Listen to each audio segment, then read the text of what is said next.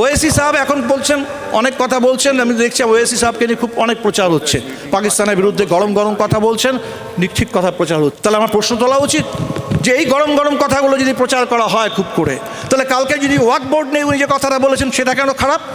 ওয়াকফ board নিয়ে যে কথাটা উনি বলছেন সেই ওয়াকফ বোর্ডের কথাটা ভুল কেন? তাহলে এই যে প্রত্যেকটা মসজিদকে খুঁড়ে খুঁড়ে মসজিদের তলে মন্দির বের করা হচ্ছে 1991 আইনটাকে ছুঁড়ে ফেলে দিয়ে, এই কথাগুলো যখন মুসলিম সাংসদরা তোলেন আর সবাই তোলেন, তখন সেটা কেন খারাপ হয়ে যায়? তাহলে কাজের বেলায় কাজই, কাজ ফুরলে পাজি। তাহলে এখন কাজ করানোর জন্য এদেরকে নিয়ে কাজ করা। তাহলে এই যে ব্যাপারটা হচ্ছে, এত বড় একটা ফেলিয়ার, সম্পূর্ণভাবে ফেল করে গেছে সরকারটা।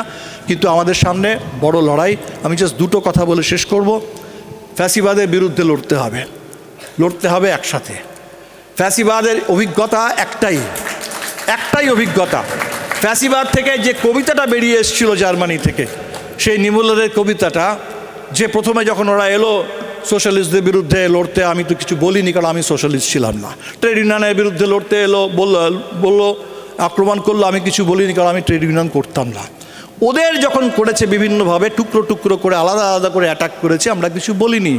যখন আমার ওপরে অ্যাটাকটা নামলো, তখন আমি চারপাশে তাকিয়ে দেখছি আর বলার জন্য কেউ নেই। This is fascism. যখন আসে এক এক করে যখন অ্যাটাক করে, আমরা অনেকে চুপ করে থাকি। আমরা একে অন্যের যে তার যে দুঃখ, তার যে কষ্ট, তার উপরে যে আক্রমণ, সেটা বুঝি না। আমরা মনে করি যখন সিটিজেনশিপ অ্যামেন্ডমেন্ট অ্যাক্ট এসছে যে ওটা তো মুসলমানদের ব্যাপার, শাহিনবাগ হচ্ছে ওটা তো মুসলিম মহিলাদের ব্যাপার, ওরা হাজার হাজার লোক করেছে, আমি গিয়ে দুটো ভাষণ দিয়ে চলে আসবো, আমার কাজ তাতেই হয়ে যাবে, সংবিধানে নাগরিকত্ব রক্ষা করে দেব।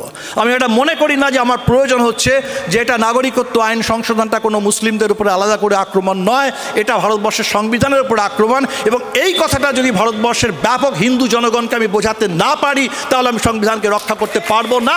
এই কথাটা বোঝা, এইটা আমাদের দায়িত্ব। আমরা যারা কমিউনিস্ট, আমরা যারাই ডেমোক্রেটিক পলিটিক্সের কথা বলি, আমাদের সকলের দায়িত্ব এটা। বড় বড় ভাষণ দেওয়া, সব কিছু লোক জড়ো হলে সেখানে গিয়ে বলা, এটা আমাদের দায়িত্ব নয়। এটা খুব বড় কথা। আমার মনে হয় এইটা আজকে বোঝা দরকার যে কি করে যখনই কিছু ঘটছে, কোথাও কিছু ঘটছে, কি করে একে অপরের পাশে দাঁড়াতে পারি। এই বড় ঐক্যটা দরকার, এই লড়াইটা। এবং এই লড়াইটার আর্জেন্সিটা খুব বোঝা দরকার। এই লড়াইটা খুব আস্তে আস্তে ধীরে সুস্থে লড়বো, গয়নগচ্ছভাবে লড়লে হবে না। এই লড়াইটা এইভাবে লড়া যাবে না। এই লড়াইটাকে খুব দূরে রিমোট কিছু ভেবে এখন আপাতত এটা করি, পরে ওটা দেখা যাবে, এটা করলে হবে না। কারণ খুব দ্রুত এমন একটা সময় আসবে যখন আর কিচ্ছু থাকবে না, যখন আর কিচ্ছু বাঁচানোর জন্য থাকবে না, কেউ থাকবে না। আর তাই যতক্ষণ আছে তো ফ্যাসিবাদের বিরুদ্ধে আমি সেই জন্য যারাই খুব ফ্যাসিবাদ আর কিছু না, একটা ডেফিনিশন ছিল, it's an open dictatorship of open terrorist dictatorship. তার মানে ফ্যাসিজম হচ্ছে republic of fear and republic of fetters. আমরা চাই একটা রিপাবলিক অফ ফ্রিডম। আর তাই ভয় পেলে তো একদম চলবে না। যদি ভয় পাই তাহলে তো ওদের দমন করারও দরকার হবে না। আমি যদি ভয় পেয়ে নিজেকে নিজেই গুটিয়ে নিই, ভয় পেয়ে যদি কথা বলা বন্ধ করে দিই, ভয় পেয়ে যদি খুব এমন করে মেপে মাপজোক করে এমন করে কথা বলি যেন আমার কথাগুলোর মধ্য থেকে ধরি মাছ না ছুঁই পানি কিছুই বললাম অথচ বললাম না, তাহলে কিন্তু হবে না, তাহলে কিছু হবে না।